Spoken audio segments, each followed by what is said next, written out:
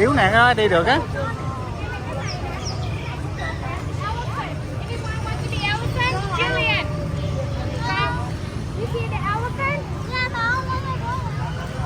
Nó muốn này nè, đi này nè, đi này vui nè.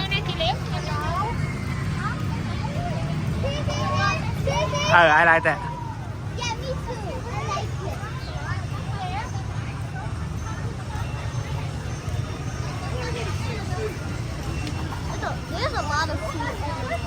Ba đàn đứng đây để ba chia ra, ba đi với con bên đây. Ok.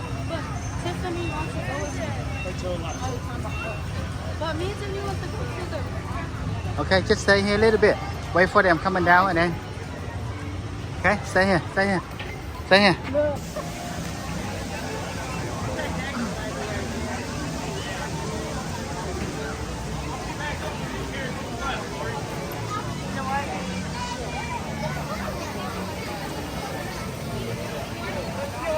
Kiếm chỗ ngồi đi.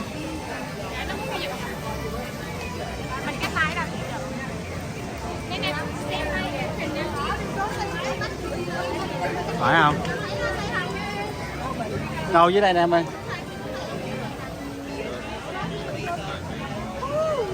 Em.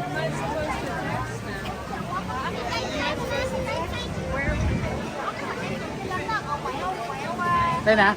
This way ấy.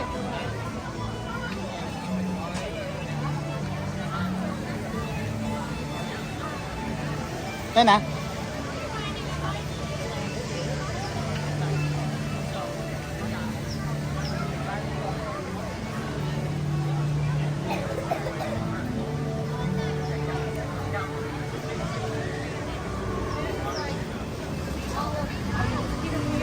Đây nè.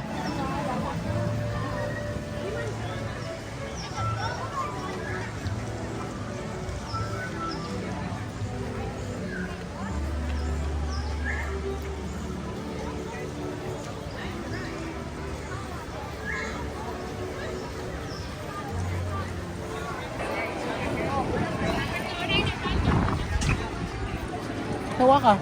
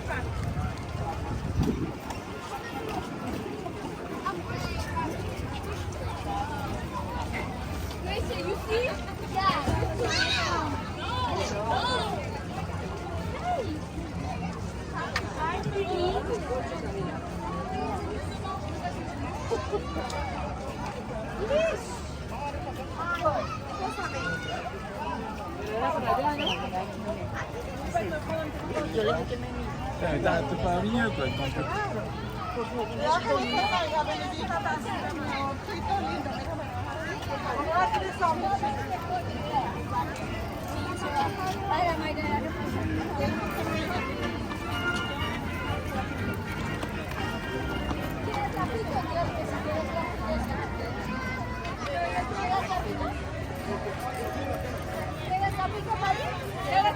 Crucero por las Américas, 34. Crucero por las Américas, 34. 34, crucero por las Américas. 34, crucero por las Américas, se llama eso. En la atracción número 34.